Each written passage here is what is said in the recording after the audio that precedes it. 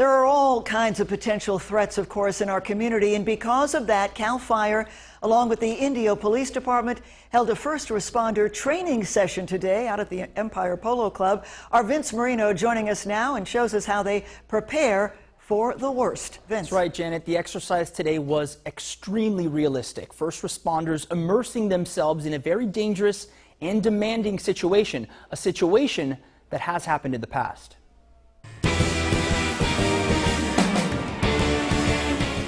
During concert season, protecting the masses can be a challenge.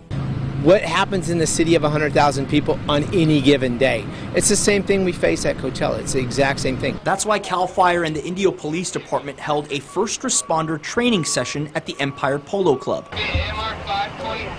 The scenario they chose to mimic was one that has happened in the past. What we had was two devices. The first device was detonated. People were injured, and then as that team went to go help out those people, they would encounter a second device. So not unlike the tragedy from Boston Marathon. First responders train for all types of situations, from minor to major injuries, even the worst case scenario. We have multiple patients. We get them all together, we triage them, see who's more critical than others, and we try to transport them as quickly as possible to the local hospitals. Volunteers were on hand to make this training exercise as realistic as possible. They went as far as using makeup to simulate blood and even used props to create realistic injuries. It was really cool and exciting, a little nerve-wracking, but yeah, I was playing a 55-year-old male with the impaled eyes, so it was pretty intense. It's very important that we keep as much realism as we can. That way when it really happens, you're just on autopilot.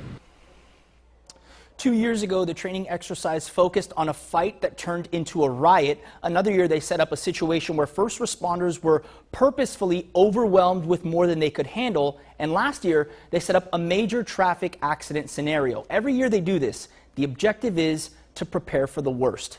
Vince Marino, KMIR News.